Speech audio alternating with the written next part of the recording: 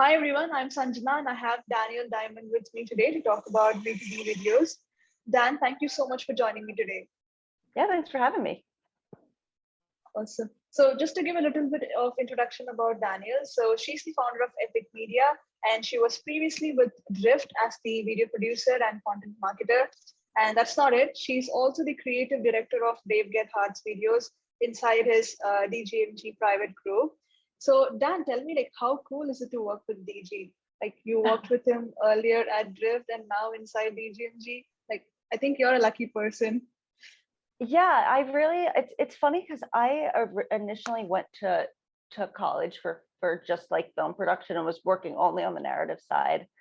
And then I started working at Drift like almost by accident, simply because I needed a creative job that also had a paycheck. And I joked that I got my MBA in marketing from Dave and also from DC, because I really just learned everything that I know about business and marketing from working at Drift. And so no, I feel very lucky to just have had some really amazing mentors, and also to just have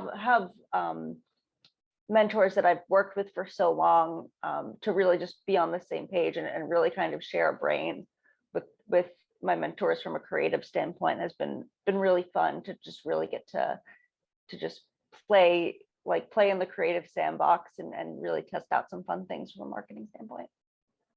You are indeed a lucky person because Dave is such an inspiration for me. Like I follow him regularly, and I think to work with Dave is such. You have to be very lucky to work with him. Like I would die to work for him. So yeah, that's really great. And I just want to understand like how you began your journey with videos. Like you said, you have a degree with video production, and like where did the love for videos come from, and what made you start Epiq Media? Yeah, so I started playing around with cameras and with editing in particular. I really liked visual effects at the age of 12. I would spend my Saturdays over at the Apple store, just kind of learning that at the time it was Apple's Creative Suite and then later Adobe's Creative Suite.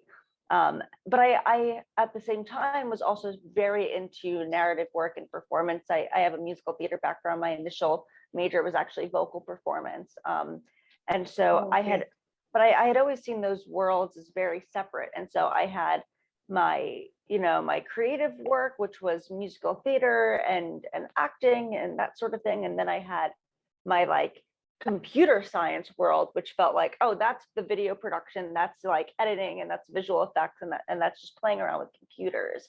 But then I had a very close friend in high school who just loved making short films, and I started making short films with him more on the creative side. I was acting in them. I would kind of help him write and come up with the ideas.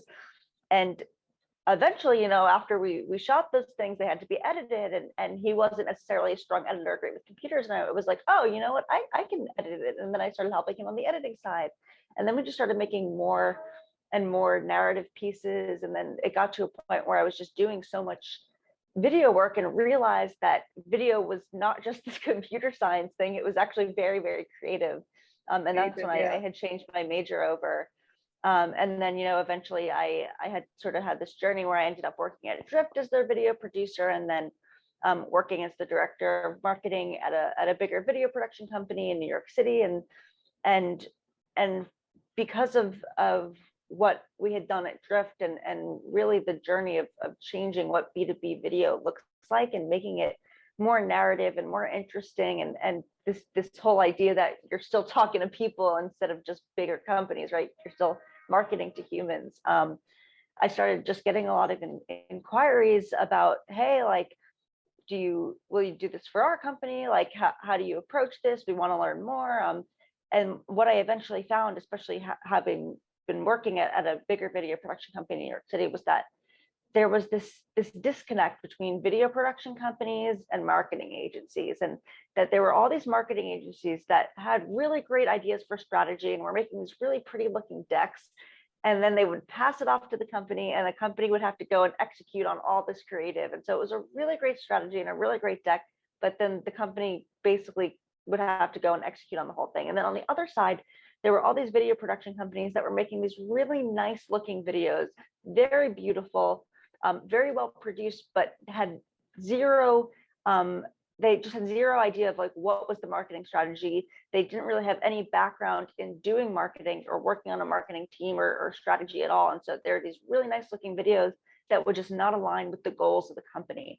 And so that was sort of the intersection that we found ourselves in, that I just kind of kept getting asked so much, like, hey, like, we love that you start from a strategy perspective and then make these like crazy looking videos, like, are you available to work for us? And sort of it got to a point where it just almost didn't make sense for me to not start a company around it. And so again, all these things almost kind of happened just by accident. There was a need for it. And so I said, all right, yeah, sure, we'll do it. Awesome. So like you consult with companies on video strategies and you create them. So you do both, right? That's awesome. Yeah, that's really the crux of what we do, is starting with the goal in mind and focusing on strategies. And there's a lot of video production companies out there where really what their capabilities are is a company comes to them and says, hey, this is what we want out of the video. Here's the script. Here, just go and execute on this. We find that our clients really get the most value when they say, hey, like, here's our general goal. What do you think we should do? And really kind of go through that full process with them together, almost as an extension of their marketing team. That's a great work that you're doing. Awesome. So like, can you also tell us like what makes a great B2B marketing video? Yeah.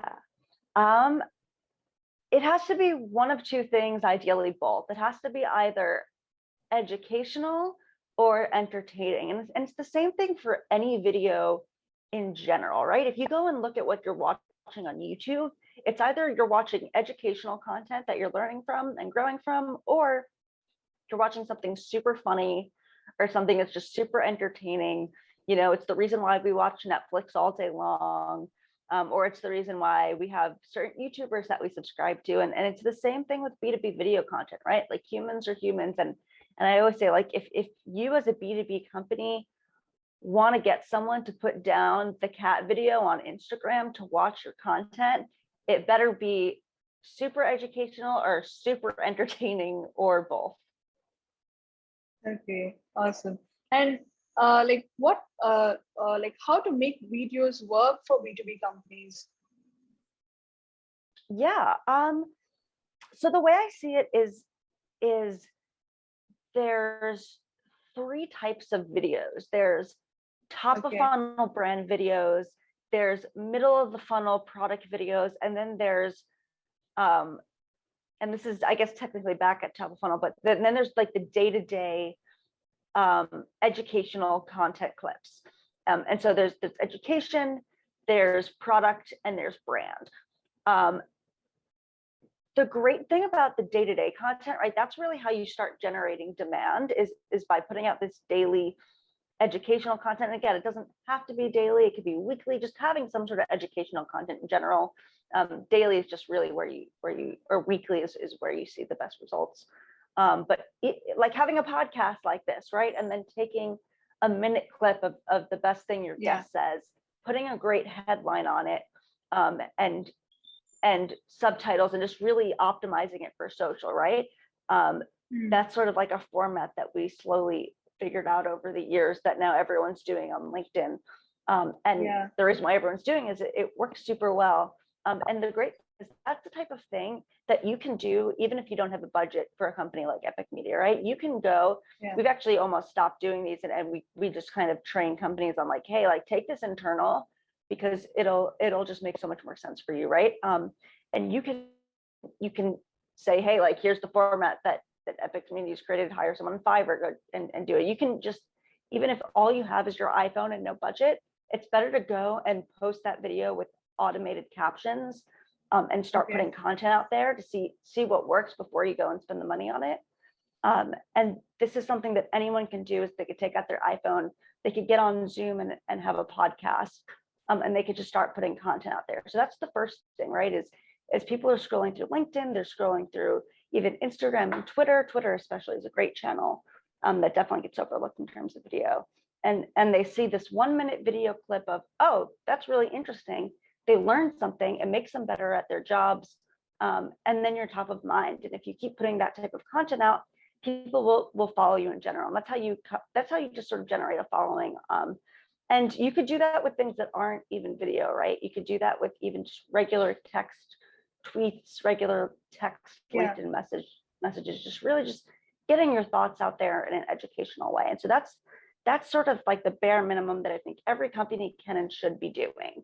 And then there's the brand video and the product video, right? These are things that have typically been done in a very boring way in the B2B world, right? So there's sort of two things that I usually see, right? Like if you go to a very standard boring B2B website, what you'll probably see is an animated explainer video that's like probably a minute or two too long. And your experience is this: you click on the video, you get bored within the first couple of seconds. Yeah, you go and you scrub to like a minute 40 to see if what you're looking for is there. Inevitably, you don't find it. And then you scroll through a bunch of their copy, you get frustrated, and you probably leave. And that's what the animated explainer video looks like. 10 years ago, it was impressive because, wow, you had a video on your website. In 2021, you're competing with Netflix. And so people just don't, and TikTok and Instagram. And so people are not going to watch that animated explainer video. Plus, I find the funniest thing, right, in terms of product marketing, it's like they're using an animated version of the product instead of the actual product. And so there's just this lack of authenticity with these animated explainer videos. And then I've also seen like the typical like office B-roll corporate video, and then the CEO is talking and they're like looking this way at the camera, not directly at you. And it's like B-roll of the office. And it's like, why do I need to be seeing B-roll of your office? This doesn't help me decide whether or not to buy your product.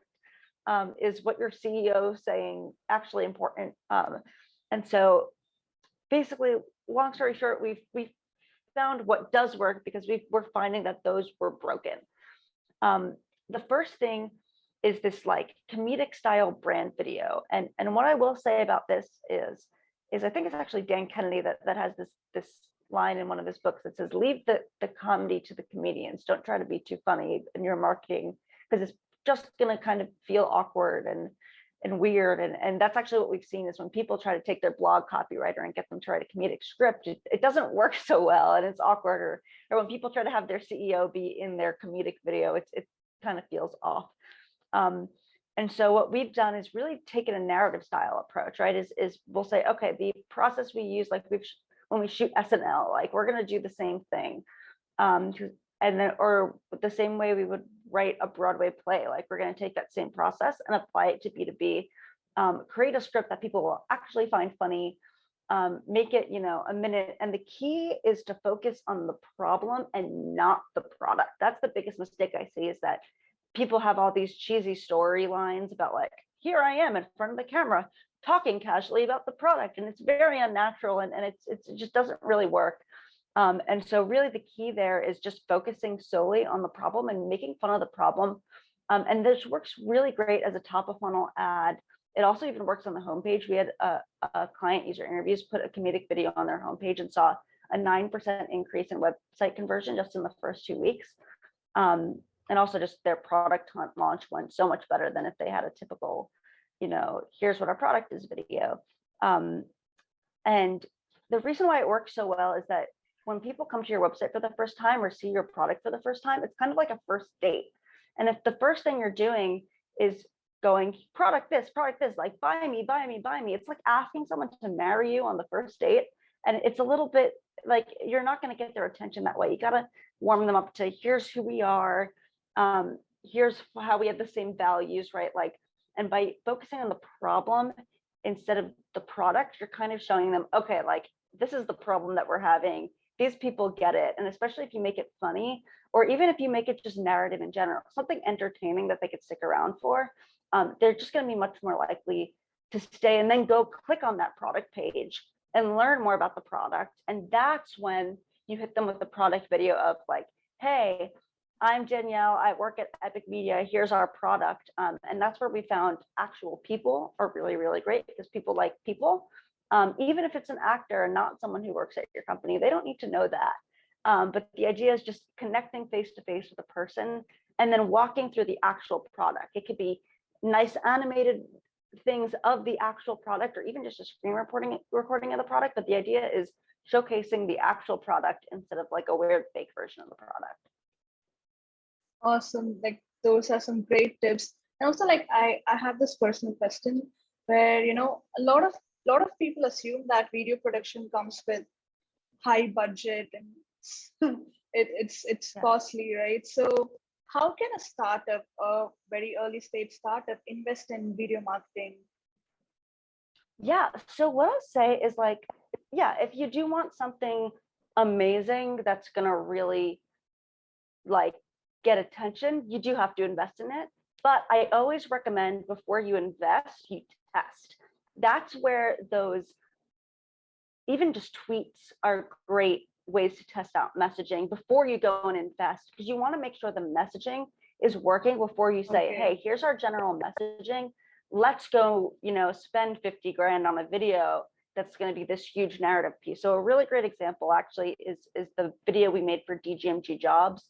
For those of you who haven't seen it, it's making fun of really bad CEOs because basically the idea is for DGMG, we have this thing that Dave had tweeted that was, life is too short to work for a CEO who doesn't get marketing.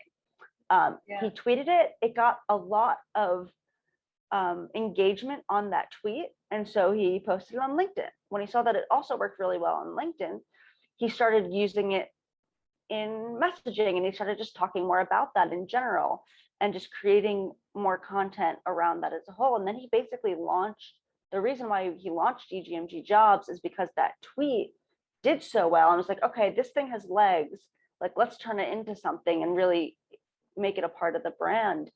And just, you know, from a tweet saying, okay, this is the thing that people are engaging with. That's when he started it with the DGMG jobs as a Google Doc, and then eventually invested in an actual job board site that, you know, makes up for it's a real revenue generating business on its own. And it's a really great way to you know, find those CEOs who do get marketing.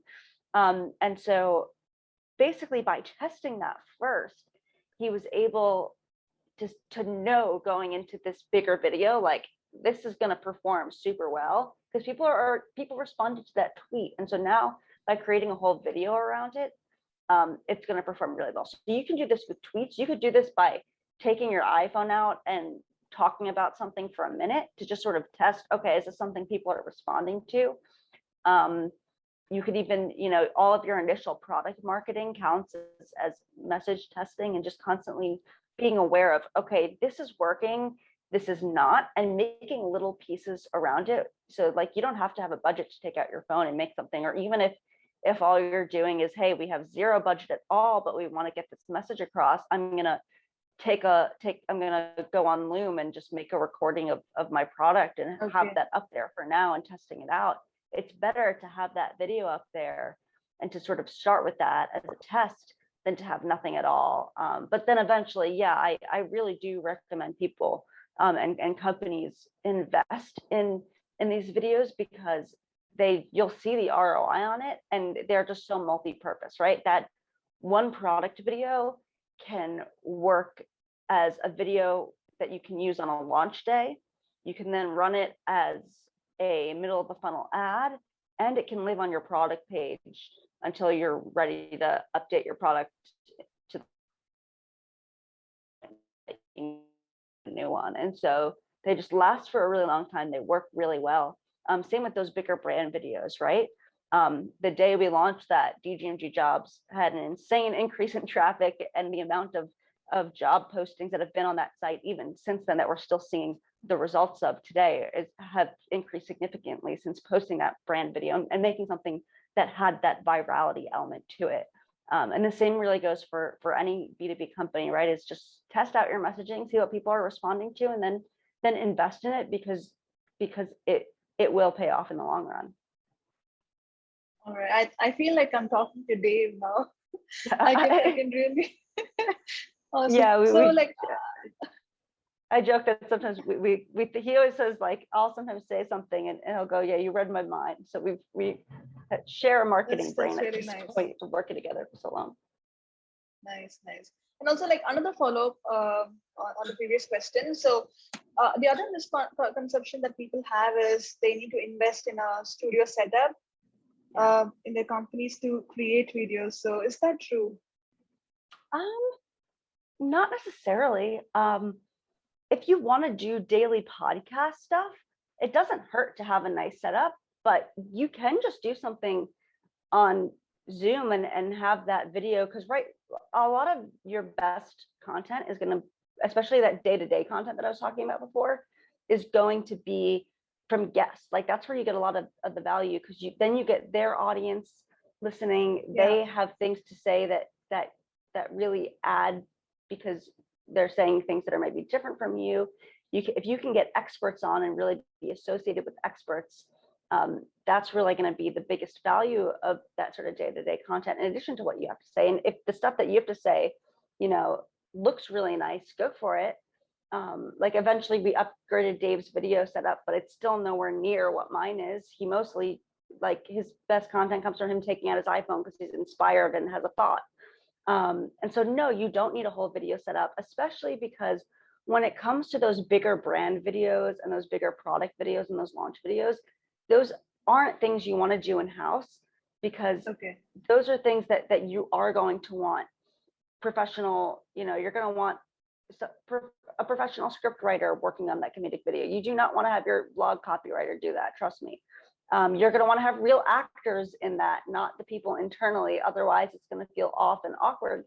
But for that day-to-day educational content, that's where you really want to leverage your team of internal experts and just experts in the field in general. So no, you don't need to get a $30,000 video set up. You can just take out your iPhone and start making content, and then you'll actually see much better results if you sort of outsource those bigger projects to a video team that actually knows what they're doing and who specializes in that. So yeah, just take out your iPhone and make something. Your iPhone is a great tool. Awesome. And how long should a video be? I always say if it can be video. For educational content, if it's those little social clips, definitely under 2 minutes. Right? Like if it's super valuable and it's 2-minute 30 and people, if you already have an audience, people will watch that 2-minute 30 video. Like I think Chris Walker makes videos that are like 3 minutes at this point, and people will watch it because they know what he has to say is valuable. But if you're first starting out, don't make a 3-minute video because people aren't going to watch that. Make a 30-second video and test that out first. Let people get to know you and trust you, and just be as concise as possible. And then eventually your videos can be however long they need to be. But usually the shorter, the better, because people's attention spans are very short. And as they're scrolling, they want to sort of get that snippet of wisdom as quickly as possible and then sort of move on to the next thing. Awesome. And like, what are the do's and don'ts of video marketing currently? Don't be boring. Don't do actually. So one of the biggest mistakes that I see is just really not thinking about optimization. So like I'll see companies open their video, the first 3 seconds of their video is their logo animation. And I think that's the worst thing to do. Because those first 3 seconds, you want to get people's attention.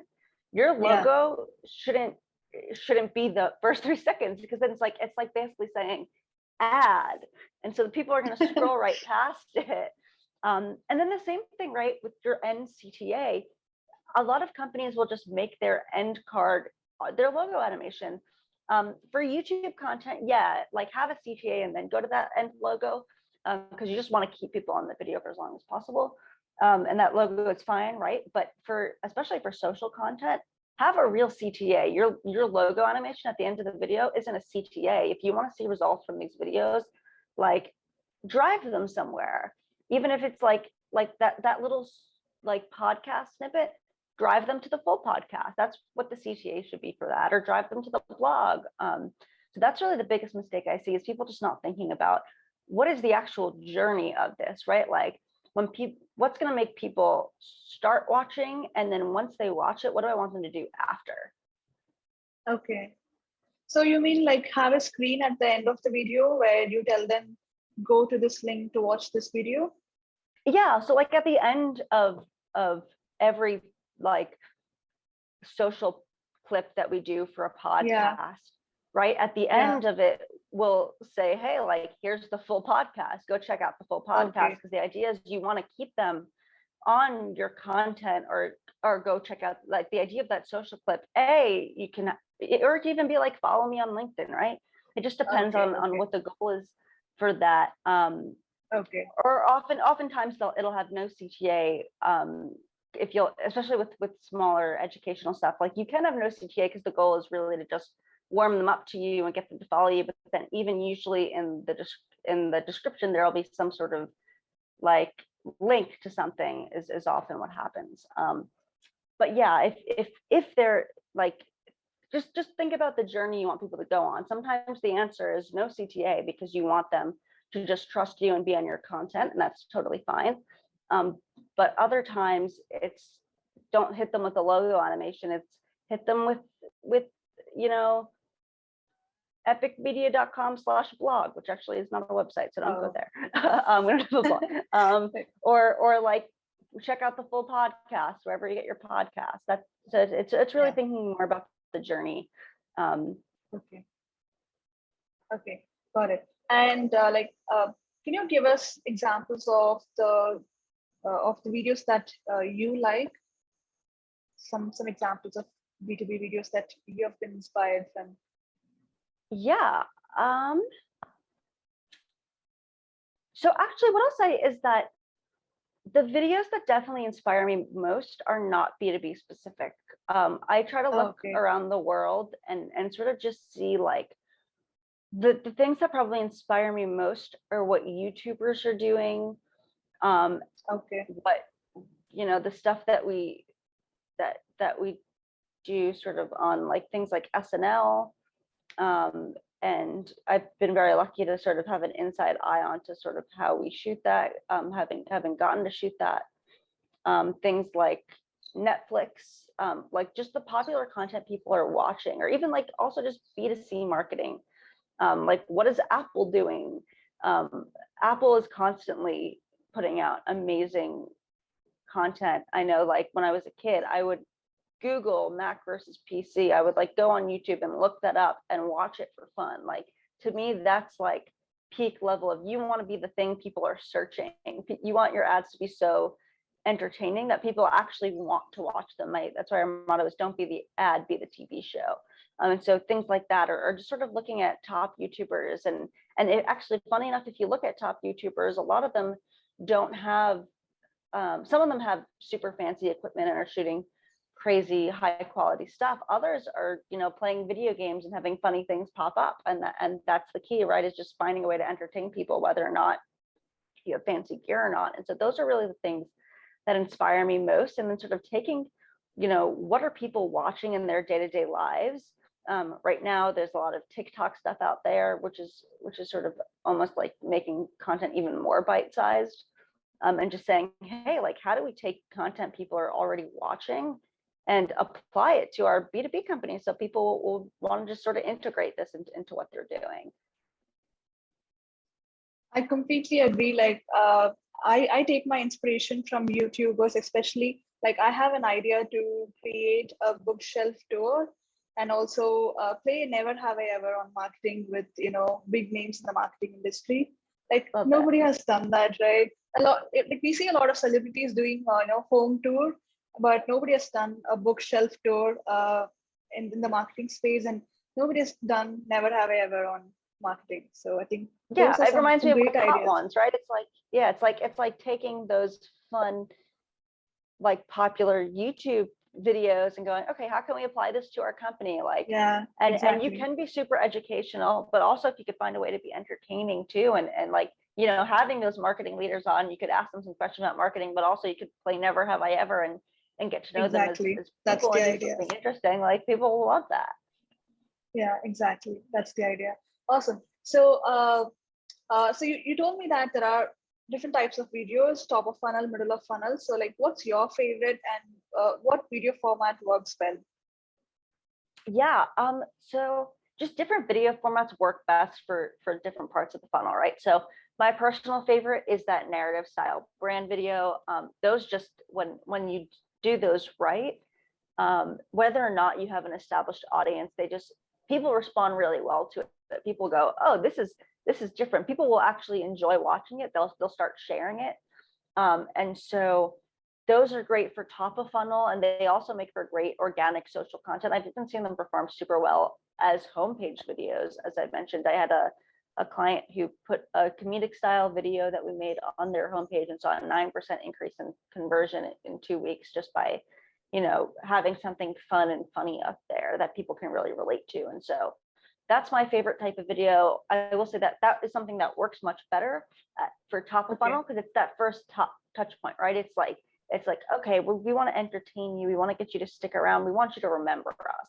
That way, when we hit you at the middle of the funnel ad, you'll go, oh, I know these guys. I'm familiar with them. I trust them. I saw that funny thing that felt more like an SNL sketch than an ad. I'll go and I'll watch their product video. And what we've seen work really well, we just did a series of these for Loom, is where you're just really very product focused. And so we start by touching on the problem.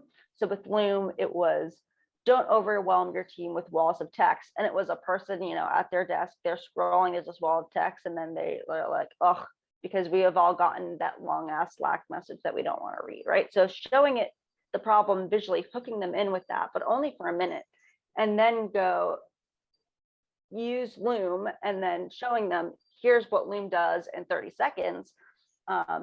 And then what we've seen really well, if you do have a freemium offers just perform really well as a CTA, especially for middle funnel, right?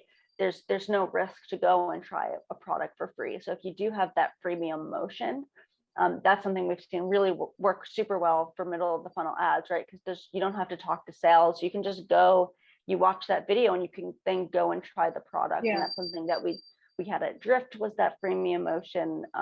Loom does a really amazing job of that freemium motion. We just did a whole campaign for a company called Trainual, who has an awesome freemium motion. And so that's something we've seen work really well for that sort of middle and bottom of the funnel, or people who are already sort of familiar with their brand. And that's where you want to really retarget them with the actual product. Okay, awesome. And I have 2 more questions before I let you go. One is, how do you measure video performance? Basically, the ROI from videos. So my gut thing is like, stop trying to measure brand. So like some things you can measure, right? Like if you're running something as an ad, you'll see, okay, this video ad is getting more, it just has a higher conversion rate. Like the CAC on that is better than this like boring still image. We had one company, something that we've seen work also really well, right, is creating stuff that feels native to the platform, right? So if we'll often run LinkedIn ads, even that like Loom video that we did, right? The YouTube ad version of that looks different than the Facebook and LinkedIn ad version. The LinkedIn ad version has a headline and subtitles the same way educational content does on LinkedIn, and that just performs better on something like LinkedIn. And so you can see like, oh yeah, the cost per click on this is much better than this, still banner image that we had. We had one company that the video with the headline and the subtitles outperformed the still image that they were running as an ad so well. They just mixed it all together. And so that's one way to measure it, right? When you're running paid media, you can see like, okay, this is working better. Even things like engagement, right? Even on paid media, like if you have a video that people are just commenting on, they're like, haha, that's funny, or like, OMG, this is me, or like, I get this, like that's a good sign that, okay, people are remembering it, at least it's working, whether or not they clicked or not, something stuck with them. And when they see your product, they're gonna know who you are. And then there's the organic stuff, right? When we posted the DGMG jobs video, to this day, we have not put a dime into paid media on that. We've just sort of let it run organically because it did so well organically. So I figured, why spend money on it? what we look at there is just organic traffic. If your organic traffic is increasing, if people are looking you up, then something about what you're doing from a brand perspective is working. That day, the amount of we had a traffic spike, especially on product launch days. That's when you can see like, okay, this product launch went well because we had this spike in traffic. Traffic is a great way to sort of look at, oh yeah, this people respond to this. They checked out the brand, because you ultimately want people to go to your marketing site. For something like DGMG jobs, right? We saw, okay, there's an increase in the amount of people who are putting their job postings on DGMG jobs, not just that day, but even up until now, just the sheer number of jobs that have been on there has increased. For a freemium motion, you can see like, okay, we increased the amount of freemium users this month. So it just depends on how your company measures things, but what I'll say is, for certain things, it's more of a feeling of like, okay, people are engaging with this. This is something that people resonated with. That means it's working. And so for brand stuff, let that be enough. It's like the worst thing is like trying to measure a podcast, right? Or even that, funny enough, that daily educational content is probably the hardest to measure, as opposed to that bigger brand video, right? Because it's these little things that you build up over time, and it's more of playing the long game with it than going, okay, we're going to put out this podcast, and all of a sudden, our pipeline is going to increase significantly. It's more of a long game, and it's sort of just trusting that at this point you either believe that brand works or you don't, and if you don't, then you're gonna see a lack of results in the next couple of years. And so at this point, I think we should all just trust that brand is something to invest in, and really just testing messaging and what people are engaging with. And if people are engaging with it, then you're doing something right. Awesome. That's a great way to put it. And the last question that I have for you is like, what are the ways to repurpose video content? Yeah, that's a great question. I think that's where a lot of brands can do more. And the great thing, right, is taking what you already created and just doing more with it. If you have a great example, right, is a product video. If all you're doing is taking a product video and putting it on your product page, you're missing so much opportunity. Even if you've already launched the product, like, make a whole launch day out of having this video, because every single person at your company can go and post that video on their LinkedIn. And then you can post that video as an organic piece of content anywhere you have social media, and then go and put that video on Product Hunt that same day and make a whole launch out of it. And then you could also use that video on your product page. And then say you could test it out as a piece of paid media, right? I recommend the simplest thing you could do is take that product video, give it a headline and some subtitles, and boom, you have a LinkedIn ad. And so that's one way to take something like a product video and repurpose it in a bunch of different ways, make it work, right? You could even write a blog post about that new product feature, be your own media company there, and embed that video into a blog post. Or say you have a blog post that just talks about that general product feature as a whole. It's not even like specific to that product launch. It's more of an SEO piece about that problem that feature solves. You can embed that at the bottom, right? There's so many ways you could kind of keep using that video content that you already have. Same thing with like, say you have a podcast. So this is the easiest thing to repurpose. If you have a podcast, you should not only be publishing that as a podcast, find the best minute of that podcast, publish it as a social clip. Then you can take that podcast and publish the transcript. People seem to like transcripts. Or you can write a blog post about, the 10 things you learn from talking to this person that's an expert in this field. And then you could embed that video of the podcast at the bottom. You should be posting that podcast on YouTube, making a video version. There's just 10 different places now that you can put one piece of content.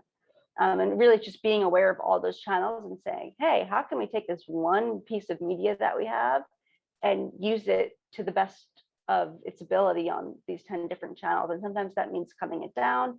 Sometimes that means, adding a headline and some subtitles. But the idea is saying, okay, we have this piece of media. what's like a dead simple way we can optimize this for a particular channel and just use it all over the place and get the most leverage out of it. Awesome. I recently created a product video for the feature launch that we were doing. And one of our customers, he shared the video with the rest of the company. It's a very large company, and he shared it with the rest of the company. And we got a lot of views from him sharing the video to the rest of the company. So I think this is also like, if your product video is great, then people will be willing to share it with everyone, right? So exactly. And if it's like, hey, this solves the problem that we're having, like, I'm going to share this with my CEO, or I'm going to share this with my CMO, or just with the rest of my marketing team. And that, like, the key there is like shareability. And if it's something, even if it's just like, oh, I'm sharing this because like this is so relatable and we were having this conversation yesterday, like shareability is good. Like the more, like, you want your brand to be top of mind always. And if you're creating content that people are sharing, that means that's a great measure of, okay, this is a successful video. Awesome. All right, Danielle, so I think that's the end of the episode. But just before I wrap it up, one last question. Like, what's the one piece of advice you want to give it away to our listeners? Even if you're small and have no budget at all, don't be afraid to just start testing messaging, even if it's as simple as like tweeting something.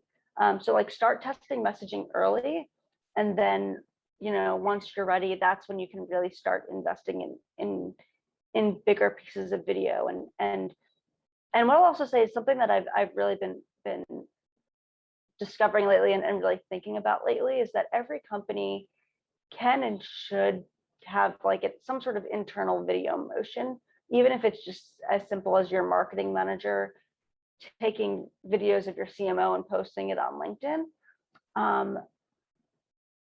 And I think there's like two separate motions, right? There's that like educational, like smaller content that you could have, even an internal videographer doing that sort of day-to-day type of content. That's not like, it's more of a long-term play. Like those videos are not going to get 200,000 views. And they're probably not even going to be the best paid ads, right? But it's that day-to-day content that just works really well to sort of establish yourself and start growing your audience. And then there's room for this bigger production where you're going to want to spend a little more money, where you're going to want to shoot on the super expensive cinema and look and a corporate video. It's not one or the other. And the companies that I've seen be most successful are the ones that are doing both, and that are really investing in, okay, we have an internal use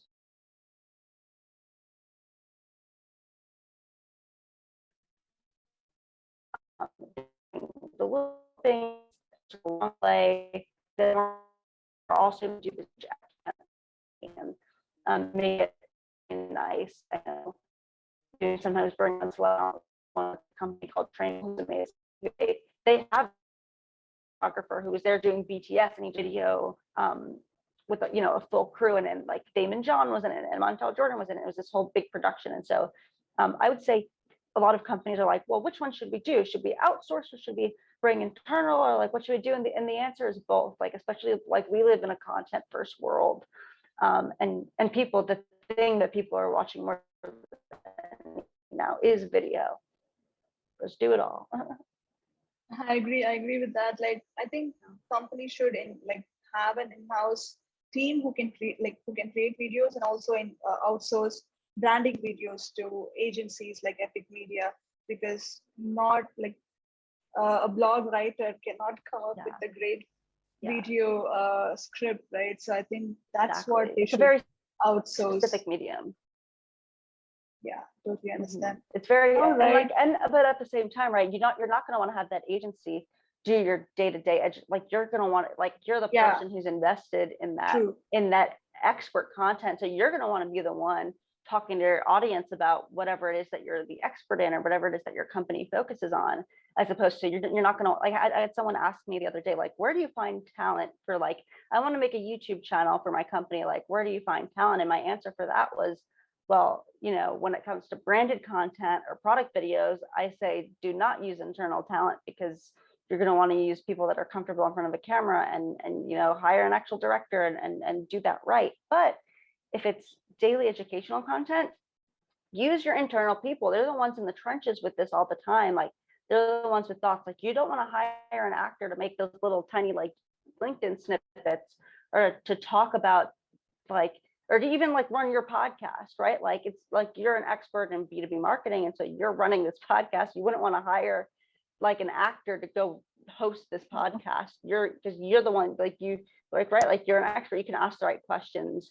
You know how to drive the conversation there. And so that's where it's like, that's where your internal team really belongs on videos, that sort of day-to-day expert educational content. I think a lot of companies make this mistake. I've seen people reach out to me and ask me like, can you host my video podcast? And I'll be like, how can I host your video podcast? It's yours, right? Like, Exactly. I can't, like, I don't know your industry. Like, why should I do that? So like, that's 100%. The mistake that companies do. Yeah. Yeah, I've seen that. It's like, no, like, you host your own. I also like, if say you're terrified of being on camera, hire someone on your internal team, or find someone on your internal team that's what I would is say. comfortable. Yeah. Find an extrovert, someone who's good with talking to people. Like, they don't need to be a professional actor, but there is going to be someone on your internal team who will be more comfortable with that. And don't force it if it's not you either. Yeah, that's right. Yeah. Awesome, Danielle. So it was nice talking to you. You gave us so much value today. And thank you so much for spending your time with me today. Yeah, thanks for having me. Awesome. So I'll give your LinkedIn profile link and the videos that you mentioned, the DG's video and the Epiq Media link in the description, so people can connect with you later. Awesome. Do you have anything else to say before we wrap it up? I don't think so. This was awesome. I hope this was a good interview and I wasn't too rambly. No. You were perfect. Thank you, Danielle. See you again. Bye-bye. Yeah, great chatting.